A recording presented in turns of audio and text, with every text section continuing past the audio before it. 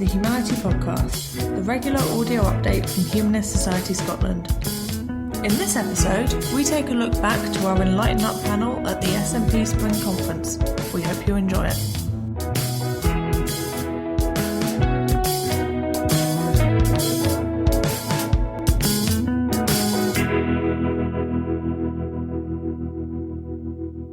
My name is Tommy Sheppard. I'm the Member of Parliament for Edinburgh East, and I've been an atheist and a humanist for a very long time, and I'm a proud member of the Humanist Society Scotland, and it's my great privilege and pleasure to be able to host the event this evening.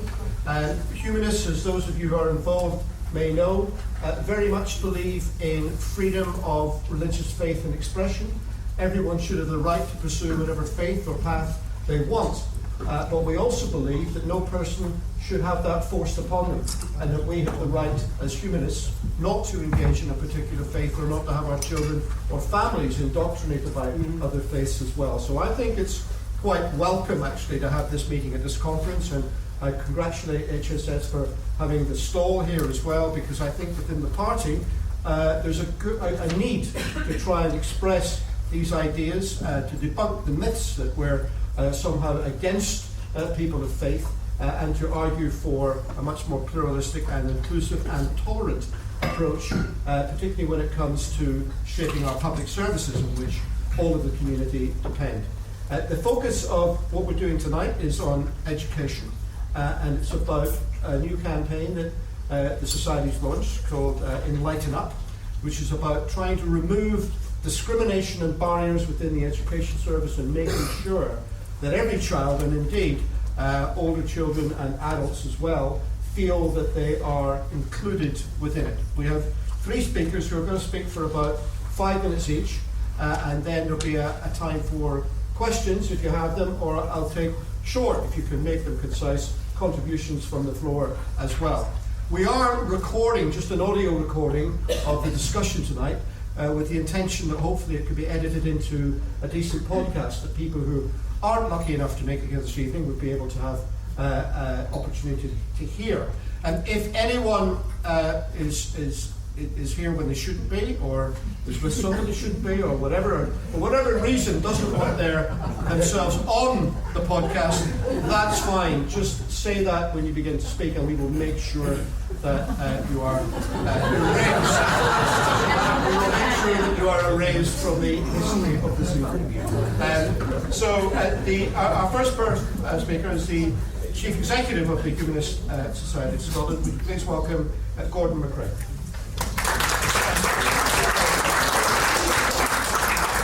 Thank you, Tommy. And it's a great pleasure to have a strong voice for humanism within the SNP and within the Scottish Parliamentary Group as well. It's so important, we think, for the general buoyancy of Scottish public debate that we have that diversity of views, and we very much hope to go from tonight and continue to engage across the political spectrum in what we think is a very positive and inclusive vision for society. But the thing we're here to talk about tonight is our education campaign. We kicked this off just a couple of weeks ago when a group of academics at the University of Glasgow have spent the last 18 months cataloguing, in effect, the different areas in which Scots law makes specific reference or privilege for religion, and more often than not for the role of the Church of Scotland.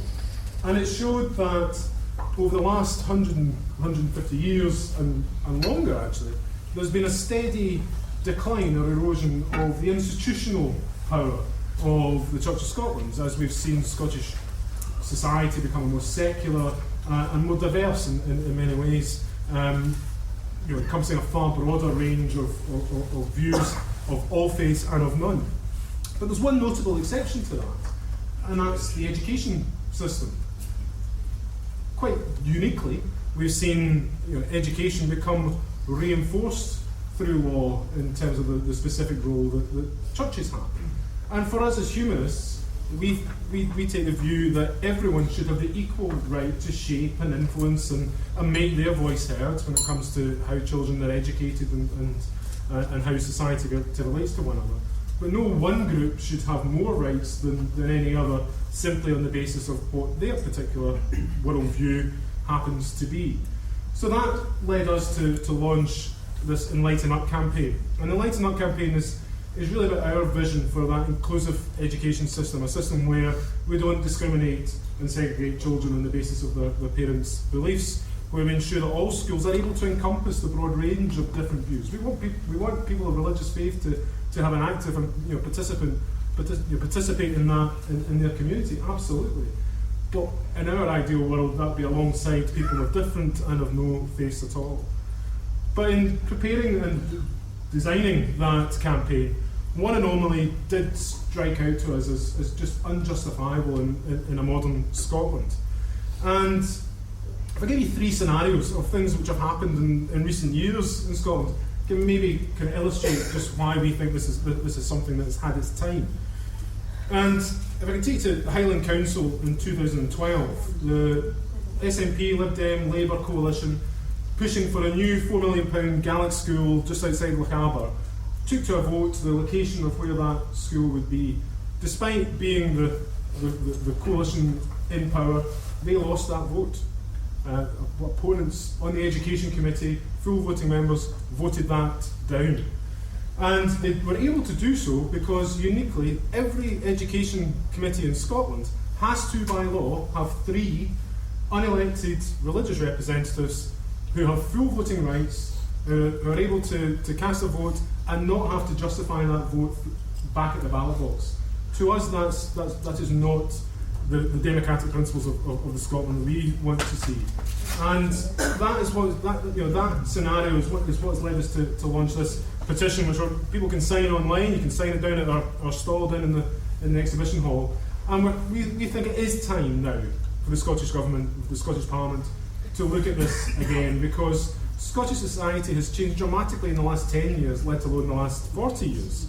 And this legislation only came in 1973. It was the Tory government in Westminster that brought this in. This isn't some sort of historic legacy of the role of the church in the deep darkest history of Scotland. This is quite this is relatively modern innovation.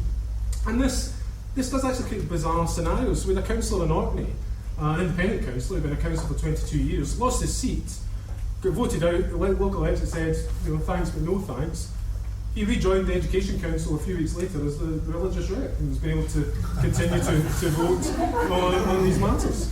And if anyone thinks this is just a wee anomaly, okay, it doesn't sound right, but it's probably not that bad. I would point out the Church of Scotland themselves, quite openly in the report to the General Assembly in 2012, stated that because of Scotland's proportional representation system and the number of coalitions and the way councils now operate, something that probably wasn't envisaged when the 73 Act came in, religious reps hold the balance of power in 19 out of 32 local authority education committees. Now, I don't think it matters what your personal relationship with a God, if you're no faith, whatever your view. I think if you're a Democrat, that is not something which we should be pleased about. So that's why we think now is the time. We have it in our hands in the Scottish Parliament to make these changes. This is not we can sometimes feel impotent about things like the House of Lords and these other issues, but we have the power to do this. We can do this right here. As soon the next time there's an education bill, the next time there's a local government bill talking about community empowerment, we can make that change. So that's why we set up tonight's event. I'm delighted to have Tommy here to chair it.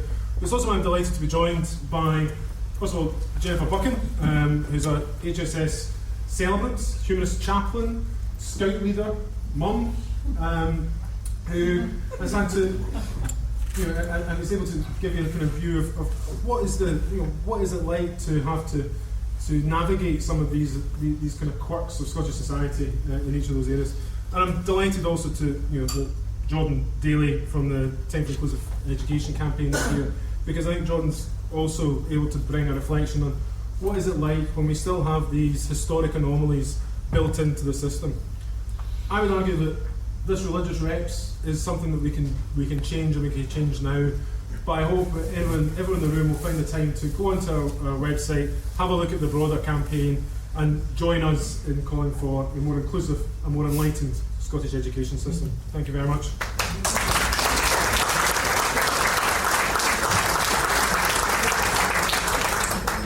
Thanks, Gordon. Gordon's sort of done my job for me there, introducing the other speakers. I was trying to build them up one at a time.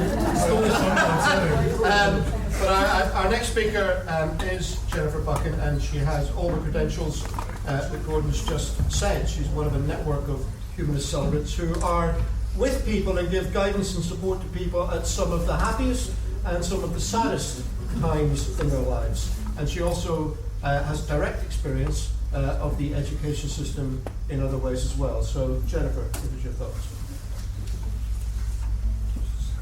I'm all of these things, and to be honest, I'm delighted. I'm not at scout camp and I'm not at home making tea. I'm just come from a wedding. I'm the mother of 2 children who have been part of the Scottish education system for the past 11 years. An education system that I went through actually starting in 1973. I was in primary 2 when I asked a teacher at Cairn Primary School in Stenhousemuir that in the story of Noah and the Ark, why didn't the tigers eat the sheep?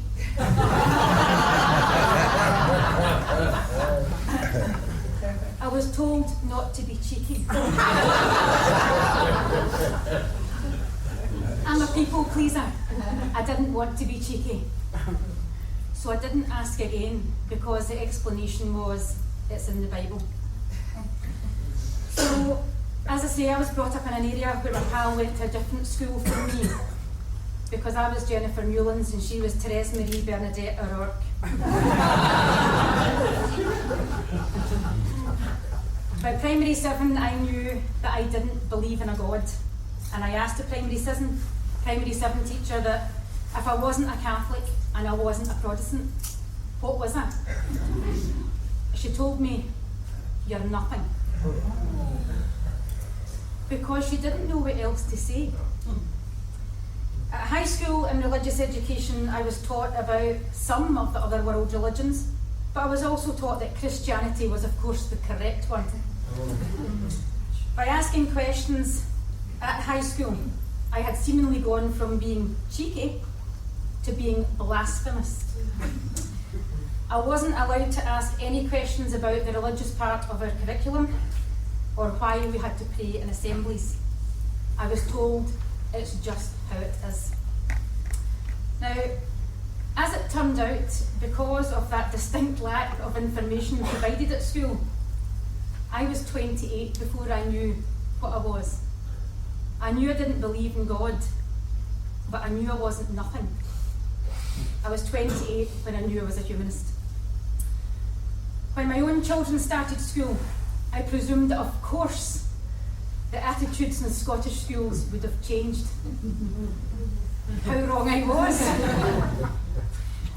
I was disappointed when my son came home from school and he'd been told by a supply teacher that because he refused to bow his head in prayer at an assembly, he was being disrespectful. Fortunately, he was confident enough to say that he didn't pray because he'd not been brought up to believe in a God. The school also allows speakers invited by the clergy in as part of the school assemblies. And when I asked why these speakers were allowed in our schools, speakers who spoke in a factual manner about their actual own personal beliefs, the teachers told me that they didn't want to offend the church members by turning them down. That actually happens throughout Scotland. Teachers are genuinely really lovely and they don't want to offend anybody either, so they just don't say no. I was then informed that I could withdraw my children at any point when I felt it was appropriate.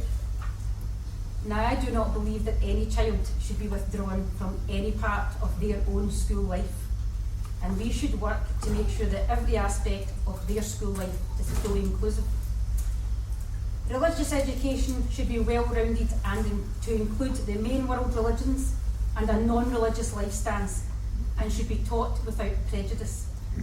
This would provide our children with a broad knowledge of world cultures and a greater understanding of the lives of our fellow human beings, no matter where they are. Scotland is changing, our population is changing, and our opinions are evolving.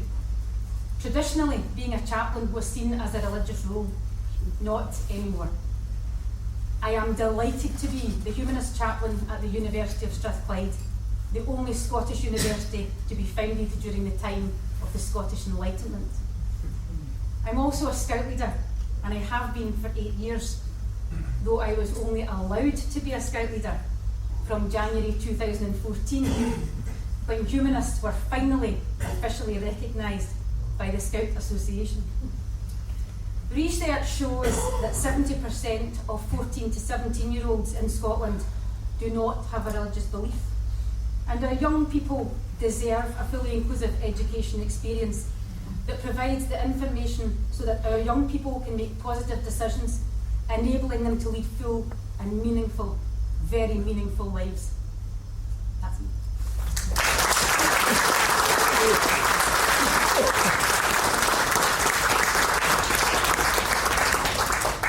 Thanks, Jennifer.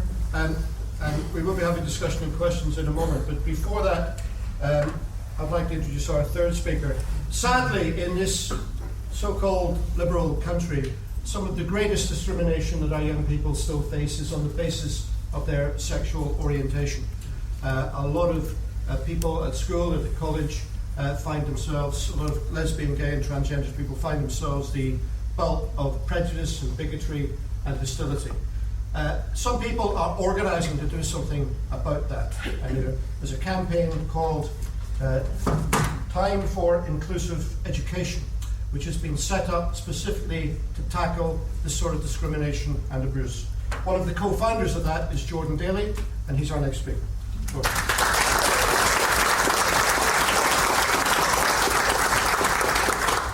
This is the second event I've done today, and is anyone else absolutely freezing?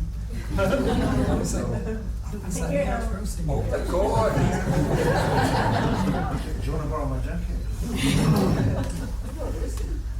What concerns me about why we're having to have this campaign is from the perspective of someone who's not only identifies as a gay man, but as someone who is involved in LGBT campaigning in Scotland. It's hard enough going up against the kind of Presbyterian structures specifically that we are up against with this issue. But when we're trying to get into schools, when our whole ethos is that every single school in this country should be inclusive of their LGBT pupils, that's controlled. A lot of that is controlled by what happens at the local authorities and what local authorities are about to approve. For there to be unelected religious representatives on local authorities, so was it 19 are holding the balance of power? That's potentially 19 schools that one religious representative could disagree with us saying that no, you have to start talking about LGBT in schools, and that's 19 different local authority areas.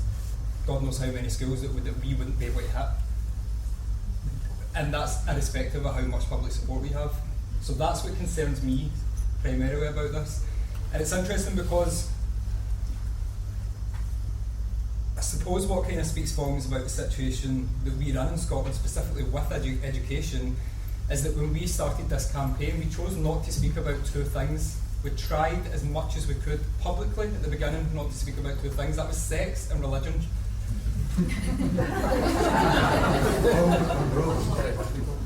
Now, we're quite happy to speak about it because we've managed to kind of secure ourselves that name. We've got, it's okay, people know that we're not trying to indoctrinate children, people know now that we're not perverts and we're not sodomite activists as some right-wing press publications have interrupted us. But I think the fact that, Liam's just sitting up the back there, but I think the fact that when me and Liam orchestrated the campaign and when we kicked off and when we said to ourselves, just don't talk about the Catholic school situation, that shows that there's a problem. If we felt as though right, we can't speak about this, or else we might not get the support that we need from within Parliament, that in itself shows how far we actually have to go. So we had submitted a petition to the Scottish Parliament, and what we were asking for was for LGBT education to be statutory in every school. it made sense to us in the beginning because I went to Catholic school, which I'll get to in the beginning, but I knew that my school would never even invite me in to talk about LGBT. I'd get kicked out of the car park. And so we thought, well, if the Scottish Government can make things statutory, we know that because religious education is statutory in every school, and religious people are a protected characteristic, so are LGBT people, so why can't that be treated with the same reverence? So that was our that was our thought process, and that's what we said in Parliament as, if RE and religious observance is statutory, what about the quarter of LGBT kids that are attempting suicide? Or the 54% that are self-harming, or the 54% who don't feel part of the school communities, or the 16% that have had to leave school because of bullying? So what about them? Can we not have something in statute that maybe is going to help these kids out? And long story short, the Parliament were supportive in the hour that we were there, but there's a but coming. Of course, it's LGBT in 2016 in Scotland, there's always a but. They were supportive in the hour that we were there, but they get frightened by the statutory thing. And then it took them less than a minute to decide to just close the petition. So this was despite the fact that we had said, if you're not going to do the statutory stuff, go and train teachers. You can do this, you can do that. We gave them about 10 different options. We gave them a 5,000 word response, a big document, completely outlined the strategy, what they can do. Less than 1 minute it took them to say there's nothing else we can do. So I'm not a conspiratorial person, but I just wonder how much of that is due to maybe backdoor lobbying, how much is that is private conversations that are happening, because we had the public support. So we were really quite frustrated when that petition was closed. The Free Church of Scotland completely opposed us. They had written to the government basically screaming Armageddon that if this happened in schools, this could be terrible. And when the petition was closed, it was particularly frustrating for us because in the same, just 2 days before the Parliament made that decision, me and Liam went to schools. We speak quite a lot with young LGBT people. There's a transgender boy down in Dumbarton, and we've kind of struck quite a friendship with him because I can stand and kind of talk about what I went through quite openly. It feels as though they can relate. 2 days before that, we had paired him up with someone that we work with, and this woman got in touch with us and says, I'm worried about Dean. I think a second suicide attempt is on its way. So in June this year, this 14-year-old child who tried to overdose wasn't successful. And then 2 days later, Parliament closed that petition saying there was nothing else it could do, and that was it. We had lost the weight of the Public Petitions Committee. We had lost that parliamentary support that we had. And I think this is, as much as it's shocking and terrible that a quarter of LGBT youth are attempting suicide, statistics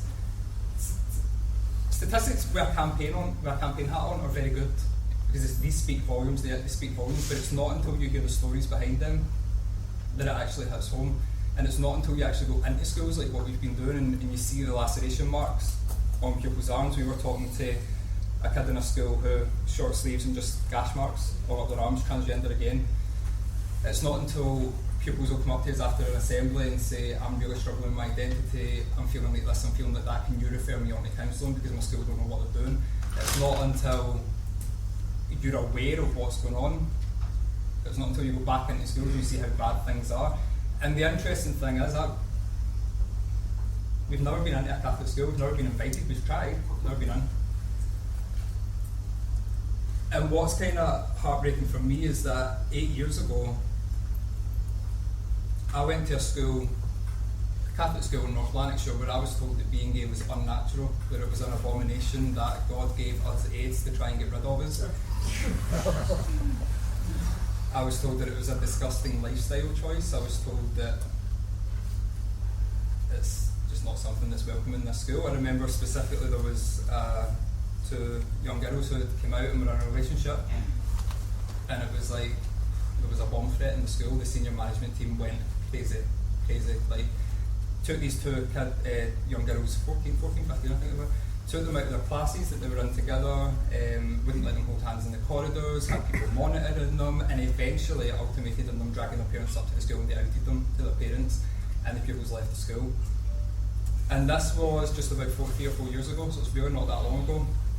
Since we started this campaign, some people I know are still at the school. I got a phone call saying this is all still happening. They're still saying that being gay is unnatural. 2016, and that little school in North Lanarkshire is still saying this. So there is a problem within schools. I'm not going to beat around the bush and pretend that the Catholic schools aren't a problem, because they absolutely are. It's not often a very PC thing to say. It's not something that we'll scream and shout about in the media, but they are a big problem, and especially with what we're trying to do, they're a big problem. And we all know the influence that those religious lobby groups actually have on the Scottish Parliament. We know the influence that they have on these committees that we were dealing with. We know the influence that they have in the government, and we've been quite vocal. I mean, we've managed to build ourselves a reputation as the ones who don't really mince their words, because we have been very vocal straight away after that petition was closed, and we had requested to meet with the Education Minister twice and were told that she was too busy. Straight away after that happened, we were in every paper in the country basically saying this is because it's an election, this is why no one's talking about this. This is it. Nobody wants to rock this boat, and we do have a problem with religion, and maybe we should start talking about that right now. Maybe we should start talking about how these schools and these institutions that are really only here to perpetuate another institution, maybe we should start talking about how what's going on in these schools and the environment and the culture that is being created is resulting in these statistics. 8 years ago I'd chosen a tree to hang myself off of. I was in first year at school, and I picked a tree that wasn't far from my house, so that when I eventually done it and my parents phoned the police, I wouldn't be missing for that long. It wouldn't be too hard for them because they'd find me quite quickly. And that was because I went to a school where I was told that I was unnatural, that I was disgusting, that I was going to hell, that it was a choice. And if I had the choice, I would have changed it. I would have. I wouldn't have picked a tree. I wouldn't have walked past it every day telling myself to just do it, just go and get the balls and do it. I wouldn't have started saving up my £2 a day lunch money to go up to B&Q and buy rope. But this is the reality for people in schools, and this is why it breaks my heart that it's even taken a grassroots campaign to try and address this. And we're going into schools and these things are still happening. June, a 14-year-old tried to overdose. I spoke at an event 2 weeks ago where I said that story again, and a man stood up and said that his friend's son was being bullied for being gay and hung himself in Kilburn Grove Park. This needs to be tackled, and it's not going to be tackled as long as we have the situation that we have in the local authorities. It's not going to be tackled properly. The onus is on, I feel, our government, which is, let's be honest, going to be made up by the SNP. I feel as though the onus is very much on the next government. It has to be the next government that tackles this. It has to be, because we don't have any more time at all. It has to be the next government. Don't care how we come up with the strategy. We pretty much, we are crowdfunding money ourselves to try and raise funds. It costs £120 to train one teacher in a school. We are trying to raise that money ourselves via a crowdfunder. I don't feel as though that's our responsibility to be doing that. I think that it should be government drip fed down to councils, drip fed down to schools. The schools aren't being told how to spend their money. They're not being told you should get teachers trained here. And this is why we're getting the problems that we've got. So we'll continue to campaign, we'll continue to crowdfund. There's a motion tomorrow, actually, if any of you are here. I think most of you are probably the SNP members, but there's a motion tomorrow which talks about picking up the aims of our campaign. It talks about tackling homophobia in schools. I think it's motion number 12, so I would strongly request that you try and make history tomorrow and see if that can pass overwhelmingly. Because I'll just probably finish on saying that tomorrow is a big day for our campaign. It's not only our campaign, but it's a big day for everyone that's been campaigning for inclusive education. It's a big day for LGBT youth across the country, and it's a big day for Dean down in Dumbarton, who knows that this motion is happening. It's a big day for kids out there who are maybe suicidal right now. It's a big day for kids like me 8 years ago, and it's a big day for the entire LGBT community, because tomorrow the SNP actually has the chance to make history here and be the first party to completely commit to tackling these issues properly, because like I said, it has to be done in the next government. Thank you.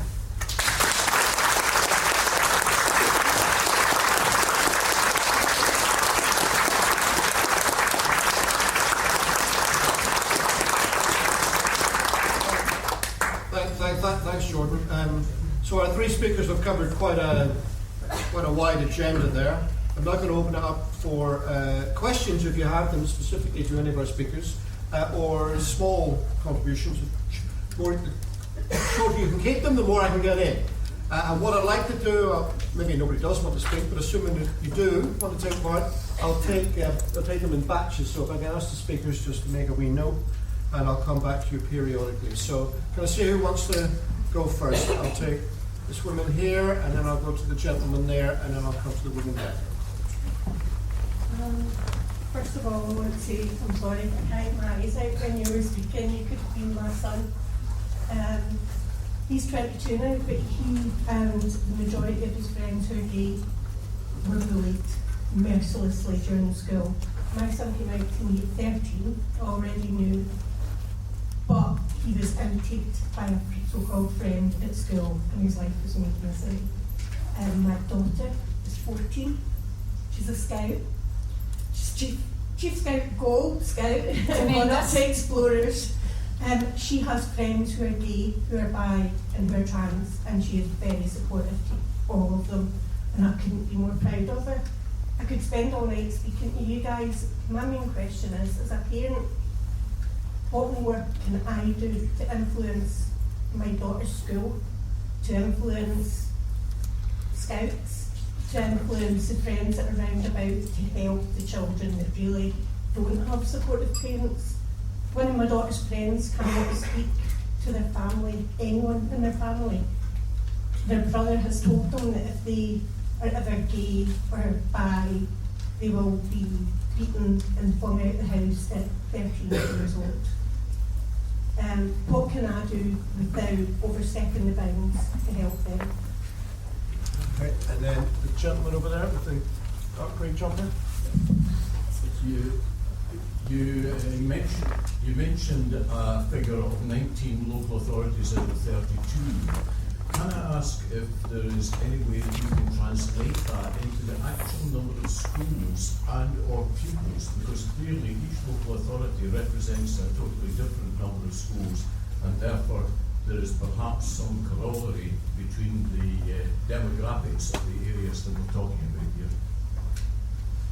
Okay, and since the mic's there, I'll take the woman in the line top just behind, and then I'll come over to your area. Hello, sorry, I can't talk very well. But I was just wondering if there's anybody here, any MSPs here, who would like to say something to what this young gentleman has just said about the petition fee and all that, just so we can get their position on it. Thanks. And Irene, folks, we have this roving mic, but it's not the best, so speak up and speak directly into it.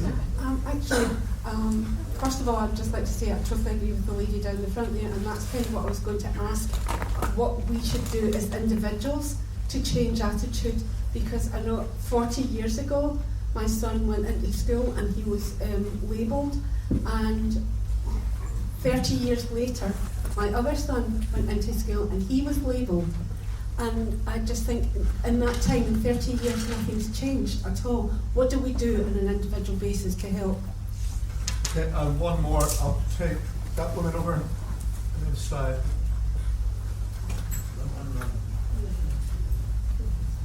I would just like to say, just listening to some of the speeches this afternoon, and I work in education, I'm a teacher, and I know that most teachers feel very frustrated sometimes about kind of what they can't do because they know what the pupils need.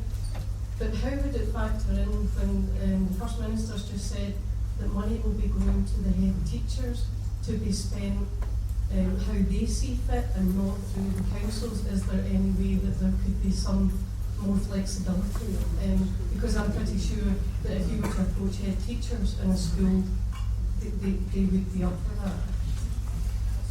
Okay, so thanks very much for that. I'm going to bring the speakers back now, but then I'll come for another round of contributions as well. So if you've got a question or an experience you'd like to share, just hold that thought and we'll come back to you. I'll take them in reverse order. I think, Jordan, you want to go first on that? Just on the last point, I'm personally very opposed to giving head teachers full autonomy over things like human rights or LGBT, because my head teacher would absolutely not have been okay with using any money to train teachers at all. I think that there's a degree of, it's quite, a lot of people in education don't like it, but I think there is a degree of, you're going to have to do this. At the end of the day, you're going to have to do it.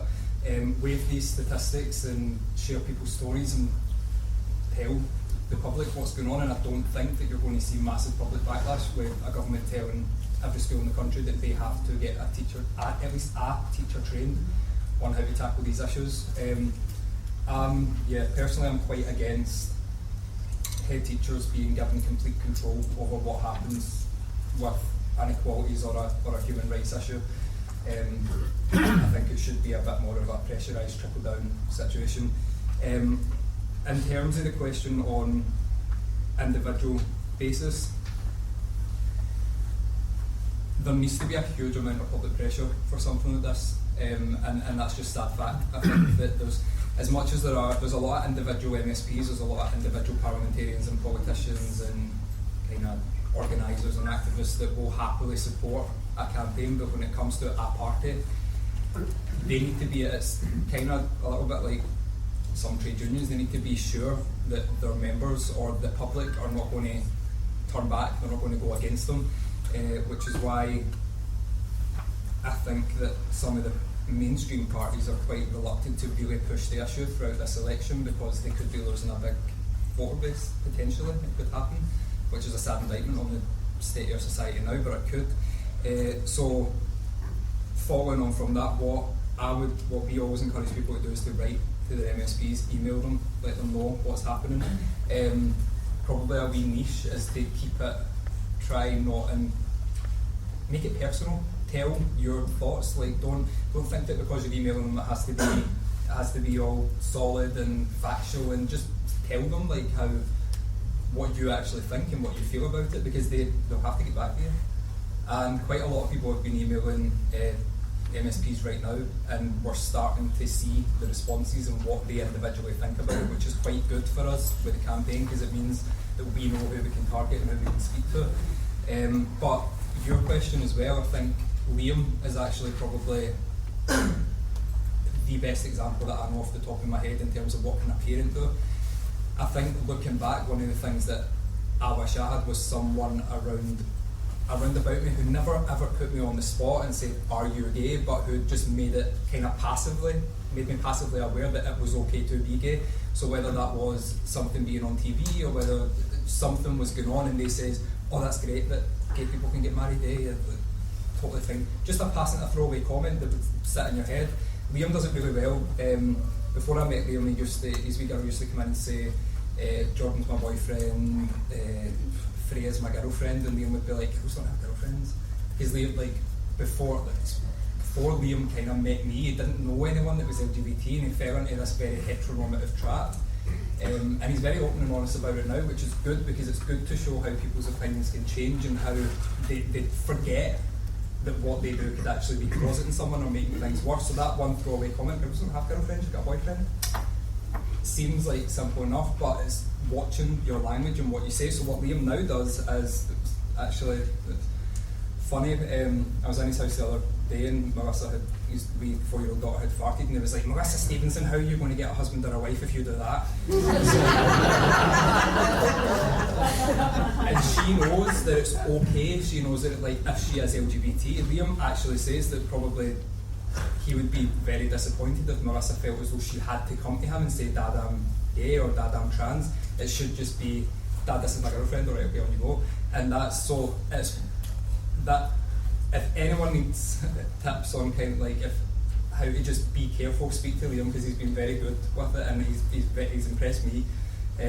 But that's kind of the biggest thing I would say. It's on us as individuals to tackle it when we see it and to watch that we're not perpetuating it. And it can be hard, but it can be done. If you see it, tackle it.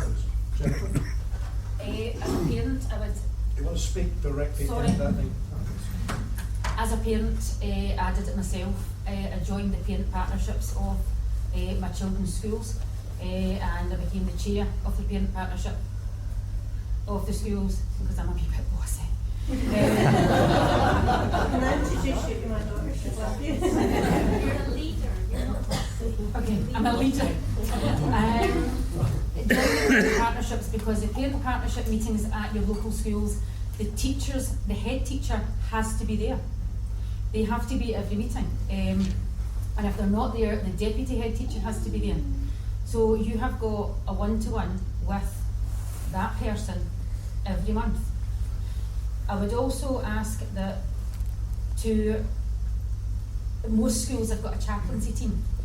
My own son's school at the moment, which is a high school, has 2 Church of Scotland ministers and a born-again Christian preacher on the chaplaincy team. That's a joy. And he has gone into school and he has actually said to the school, do you know my mum's a chaplain at Strathclyde? She could come in as well, because I've got millions of time. She could come in as well, and she could be a chaplain as well. And the school don't want to upset anybody. So they've said to him, it's okay, Roo, we've got enough chaplains. And but he said, I know, but there's not a chaplain for us. And on the whole, speaking to kids who are LGBT, my son obviously has been brought up as a humanist, and his wee pal got brought in from school the other day, and he's going to tell my mum. So this wee boy went, I'm gay. And I went, aye, that's great. Do you want waffles? Because it's your pal. It makes no odds at all. You know. Ask your child at school, do you feel comfortable with the people who are coming to school, the people who are being invited into it's your school, it's your assembly, with the people that are being invited in, are you comfortable with them being there? And if not, why not? Get them to ask. Arm your children. I don't believe in excluding any child from anything, because if you feel that you've got to exclude them, why is that? So I always say to parents, don't take your children out of assemblies. Give them the information so they can ask questions and make sure they get answers. Because a lot of people will go back to, it's the Bible, so you don't ask. Whereas now the generation is, why don't we ask? And make people explain themselves. Make school teachers and head teachers explain their decisions. And always ask. And keep asking. Don't let things lie. And as far as the Scouts are concerned, we've all got t-shirts that say some Scouts are gay. Great, isn't it? There's some anybody can join Scouts, only special ones. And to be honest, I was just saying to Gordon earlier on, I'm an Explorer Scout leader. I'm Greenock District Explorer Scouts. We have many LGBT kids, and we have 2 kids who are just going, they are having gender reassignment at the moment. And when you're in Scouts, it makes no difference because you wear an eckie and you're a Scout. So hopefully that would be throughout Scotland and throughout the UK. But that's the opinion of most Scout leaders. Can I pick up a couple of the other points that I haven't touched on? In terms of the numbers, I don't have that to hand, but I can see a policy also back in this room frantically trying to work it out. So we'll try and do so. But I mean, you can rest assured that it's in the hundreds of schools we're talking about, and it's in the probably thousands, if not tens of thousands of children we're talking about. In terms of what parents can do now, and this links I think to the question of the head teacher's autonomy actually.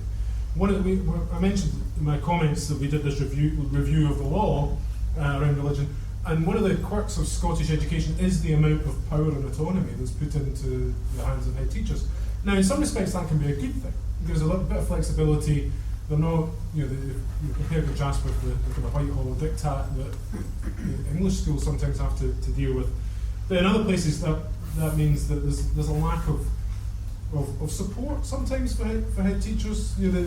Obviously some of them will have their own views that they want to bring to bear, but I generally think most are trying to do the right thing as they see fit. So the best thing, I think, to pick up Jennifer's point, the best thing that parents can do is make it a safe environment for head teachers to do the right thing. Be an active participant in your child's school, and make the case for asking the questions about how are we ensuring that we're reflecting our community as a whole when it comes to time for reflection. There is a role, absolutely is a role for religious views in schools, but it's alongside those of other religions that have none, and we're having the same, not more rights as others. So, I think one of for the people in this room, I'm assuming a majority, if not all, are activists in the SNP. The best thing you can do, I would argue, is make the case for the Scottish Government to take this on, because change can happen. And I think there is a misguided assumption that the institutional power of religion is incredibly strong. And I think one need to look at, go back to Section 28, go back to same-sex marriage, go back to humanist marriage. Scotland for a brief period, about 6 months, was the only country in the EU where you could have a legal humanist same-sex wedding. The Irish caught us up in the end, but we were doing all right for a while. Change does happen. It is in the hands of people in political parties and parents at schools to make change easier and safer for people who perhaps are scared about the repercussions. But I think increasingly those repercussions are figments of imagination. I think the majority of Scottish public opinion is on side for the kind of inclusive schooling that we all want to see. Well, we've got about 10 minutes left, so I'm just going to take one more round. Can I see who? Oh, there's Lonnie. 1, 2, 3. So we've got about 8 people wanting to say something. 9. So look, I'm just appealing to you. Try and be brief. A few sentences would be great. Who was the first one there? And then I'll just move around the room. Okay, briefly, what constitutes a religious representative? Do they have to come from one of the mainstream denominations? And are there any statistics on what denominations the religious representatives across Scotland are coming from? I can answer that quickly before we get to the... Well, no, just hold that thought. Two at the back there was. At the back, who? Put your hand up. As someone who is bisexual, I always found that I was never one who's perpetual trying to bullied. But I was felt excluded from society, and everyone that I knew that was a similar situation felt the same. And I feel that the percentage of suicide and self-harming, I feel it's quite low compared to what I've experienced. But you have to think about the amount of people that don't report it or aren't known or aren't picked up by the system. I just want to know what can we do to make people feel included in society. Because our school did try, we had Stonewall came in and Ian McKellen, and it still didn't seem to make everyone feel included. It sort of made them feel like their own special group, special treatment they were receiving. Okay, who was next? I went to a rural school in the Highlands, so there wasn't a huge amount of diversity in terms of those who believed in other religions. When I started in primary as a Catholic family, I was asked if my parents were asked if they would like to exclude me from assembly because it was mainly Protestant volume would come in and give sermons.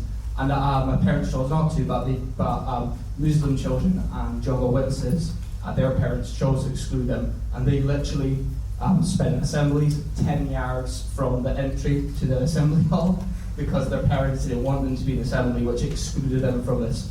What I found it quite an important social bonding exercise with your fellow pupils. So I'm just wondering, in terms of for rural areas which may have one mosque, that might cover a huge geographical area, what can we do to try and encourage schools that do have religious assemblies and state schools, try and encourage them to get people from other faiths, not just primarily Christian or just Protestant Christian? Okay, directly behind you. I've heard mentioned there was the Section 28 and same-sex marriage and how religious organisations responded to that. And the Scottish Catholic Church campaigned against same-sex marriage and spent about £1 million doing so. Is there a need for a greater transparency with regards to wealth and donations when it comes to religious organisations, in the way that we see with political parties? Okay, thank you. Hi, thanks. I just wanted to make a very quick comment. I took my children out of school in 2006 to home educate them. My eldest of my 4 children was 8 at that time, and one of the significant factors was the amount of religion in the non-denominational state school that they attended. Okay, and the gentleman there with the grey shirt. I wonder if we've actually got to grasp a nettle here. We look around us, we think society's a lot more tolerant and secular than it was when I was a boy at school. And then I hear testimonies like one we've heard tonight, I find very moving, that there's still very dark areas of Scottish society where entrenched interests hang on. I wonder if we have to say quite openly that the time has come to have a totally secular school system. And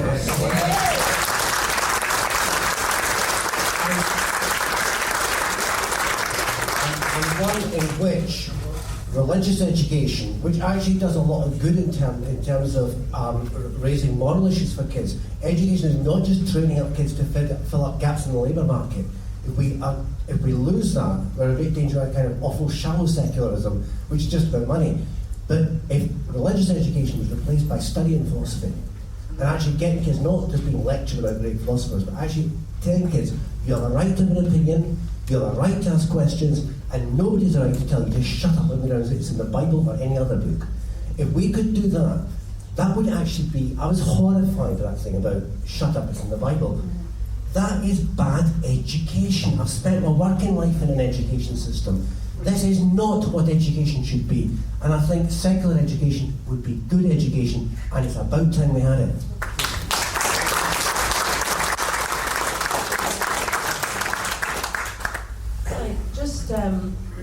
Obviously, you're quite right, the Church of Scotland has just come into schools all over Scotland and talks to kids all the time.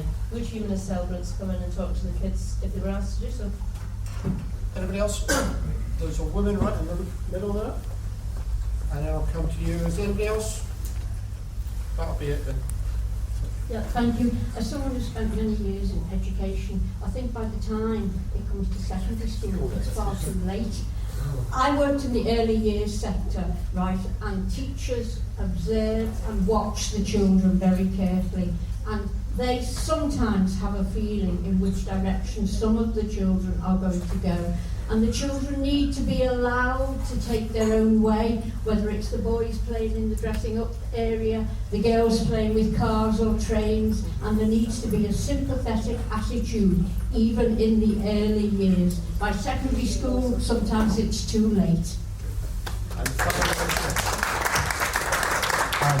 I'd just like to thank all 4 of you for bringing this campaign to national attention. It is fantastic. I don't know a single LGBT person who hasn't suffered traumatic abuse throughout their entire lives, and for that I thank you.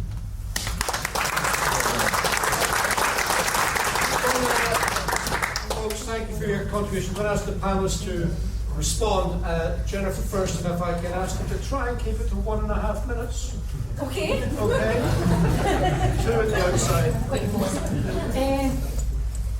I agree completely about going towards a secular education. At the moment we have religious schools and non-denominational schools, which assumes that we do have a denomination, a religious denomination of which my family doesn't. The minute that you have religious assemblies, then at the moment, if it is led by for instance, a Church of Scotland minister, the minute that you say God, you've excluded the non-religious children. The minute you say Jesus, you've excluded the non-Christian children. So then who are you left with? It's a very exclusive meeting you're having. I believe completely we should have more philosophy in schools, because our children should be taught how to think, not what to think. As far as schools visitors from the Humanist Society Scotland, I am also a schools visitor, and we have to be invited into schools. If you go online, you can see that we have a bit of the website. You can request your head teachers to invite a schools visitor from the HSS to come and speak, and myself and a lot of my colleagues do that. We're usually out every fortnight doing these kind of things, and we do big debating sessions depending on which region we're in. Renfrewshire is very big on having the big questions debate, which happens every year, and they have smaller debates.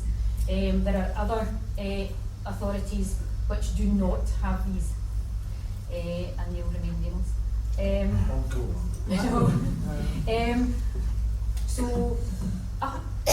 Thanks, Jennifer.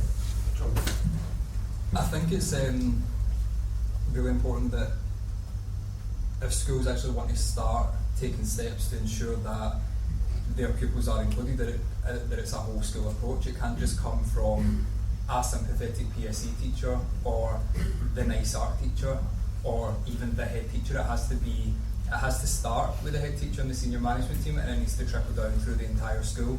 Probably one of the only things that my school was good on was racism. They were really good at tackling racism, brilliant. There was never any racism in the school. They had posters everywhere. We were terrified to use racist language, which we should have been, but it wasn't the same when it came to LGBT phobia.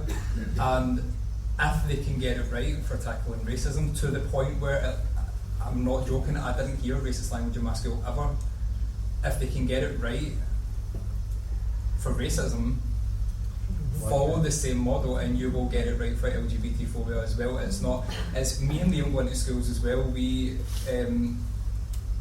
don't really wait to be invited, we just phone them and we're like, we know you've got a problem with homophobia and we're coming in, can we arrange it please?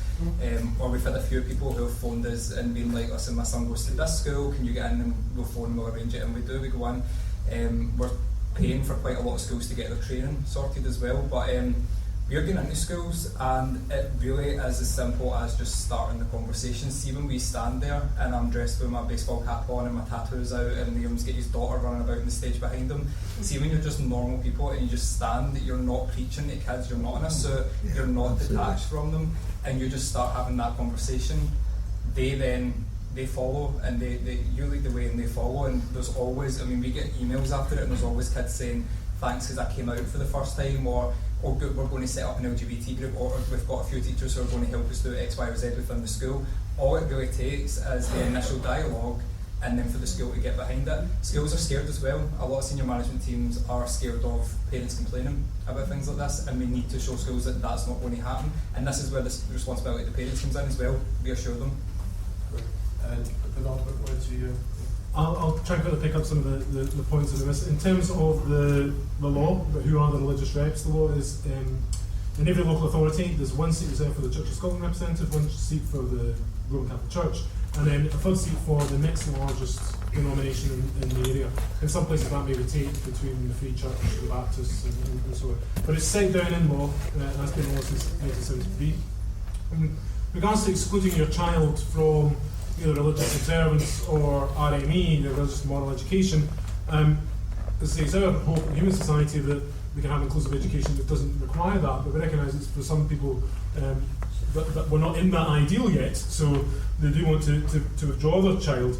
You should note that the school must ensure that there's no detrimental impact on your child if they're not in the it's a collective act of worship or whatever it is. One thing you could do, and you can all do as parents, is ask the school to include what the religious observance policy is in the school handbook. One of the reasons why head teachers think there isn't a problem is because they say nobody ever asks us about it. But it's actually quite hard to go in and say, I'd like to put a target on my child's back because I want to talk to you about religion.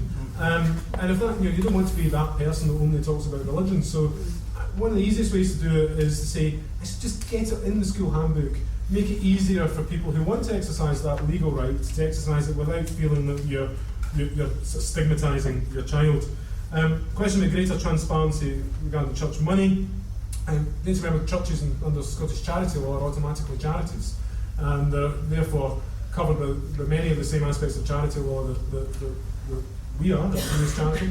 And I think I would argue there are question marks as to whether religious organisations should automatically be charities. There are many who would very easily meet the other criteria, but the idea that you should get tax benefits simply for being a religious organisation is a question. Jennifer's mentioned school visitors. All I would say, just to conclude on that, is you can become a school visitor yourself. Come and if you please do go on to humanism.scot, have a look at what it is we're doing. in communities. We've got 14,000 members now across Scotland. Humanism is, more people have humanist weddings than any of the church denominations, with the exception of the Church of Scotland, and we're not that far behind them either.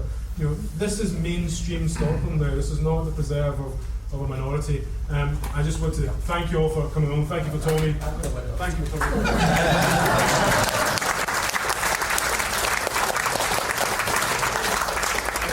Used to chair in charge of the meetings. I wanted to have the final word, and just to say that it's crystal clear from the gentleman who spoke and called for a secular school system what the body of feeling in this room is, and I wholeheartedly agree that is the objective that we should be going in, and I hope one day to see that in this country.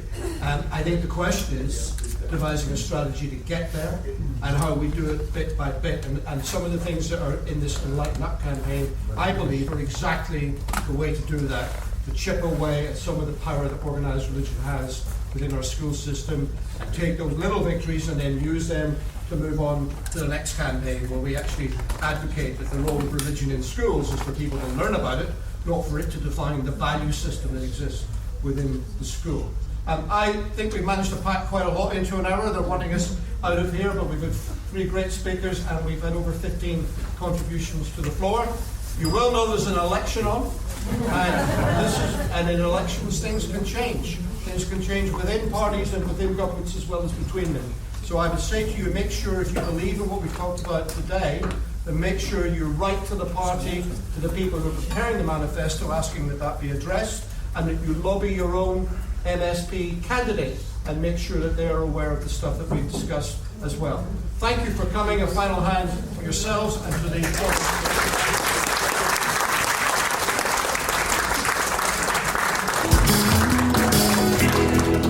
I was